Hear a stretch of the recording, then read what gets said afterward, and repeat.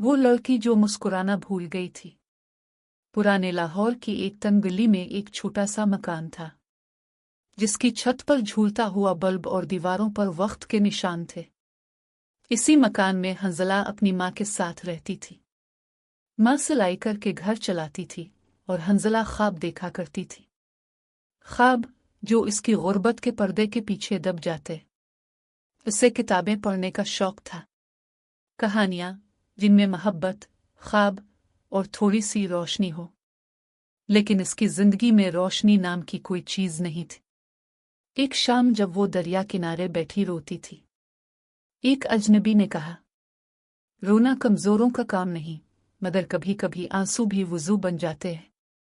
हंजला ने चौंक कर देखा। वो एक लड़का था, गहरे भूरे आंखों वाला, सफेद कमीज पहने, मगर लहजे में नरमी थी। कौन हो तुम, जो तुम्हारे दुख का अक्स देखकर खामोश नहीं रह सका? नाम है अरसलान। अरसलान एक दौलतमंद घराने से था, लेकिन वो दौलत से ज्यादा एहसास बांटता था। रोज शाम वो दरिया किनारे आता, हंजला को बातों में उलझा देता। हंजला के चेहरे पर पहली बार हंसी लौटी। इसने माँ से कहा, उम्मी, आज दिल अजीब सा हल्का लग रहा है। माँ ने मुस्कुरा कर कहा, शायद दुआ कबूल हुई है बेटी, खुश रहना सीख लो। वक्त गुजरता गया। हंजला और अरसलान की मुलाकातें बढ़ती गई।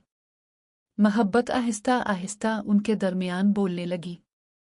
एक दिन अरसलान ने कहा, हंजला, मैं तुम्हें इस दुनिया से दूर ले जाना चाहता हूँ, जहाँ ना गुर्बत हो, ना दुख, बस हम हूँ और सुकून हो। हंजला हंस पड़ी, तुम जैसे लोग ख्वाब दिखाते हैं, निभाते नहीं। अरसलान बोला, मैं निभाने के लिए आया हूँ, छोड़ने के लिए नहीं। कुछ दिनों बाद अरसलान अचानक गायब हो गया। फोन बंद, पैगाम गायब। हंजला पागलों की तरह हर जगह ढूंढती रही। फिर एक दिन पोस्टमैन एक लिफाफा दे गया। लिफाफे में एक खत था, मैं वापस आऊंगा, मगर अगर किस्मत ने इजाजत दी, तब तक अपनी हंसी जिंदा रखना, तुम्हारा अरसलान। हंजला के दिल में उम्मीद जाग उठी, मगर महीने गुजरते गए, अरसलान ना आया। माँ की तबीयत बिगड़ गई। हंजला सिलाई करके, लोगों के घरों में काम करके माँ का इलाज करती रही। एक रात माँ ने इसका हाथ पकड़कर कहा, बेटी, अगर कभी वो वापस ना आए तो रोना मत। मोहब्बत करने वाले हमेशा जिंदा रहते हैं, बस नजर नहीं आते। और वो रात हंजला की माँ की आखिरी रात साबित हुई। बाब 4-5 साल बाद। वक्त गुजरता गया। हंजला अब एक स्कूल में पढ़ाती थी।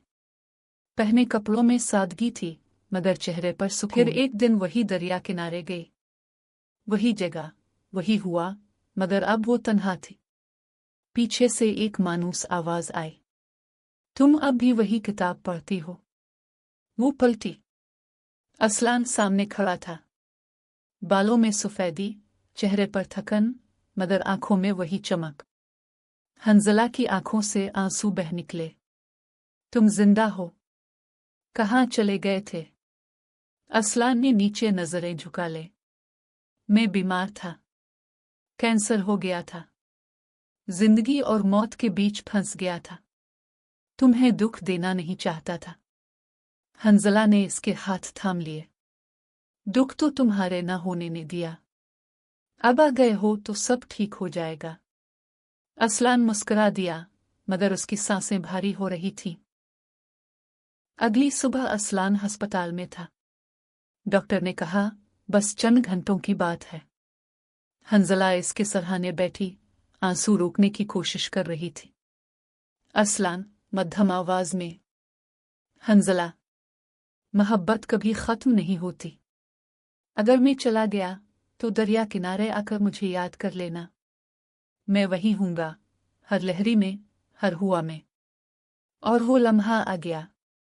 हंजला ने देखा, अरसलान की सांस थम गई। इसके होंठों पर मुस्कुराहट थी। हंजला चीख उठी, अरसलान, वापस आ जाओ।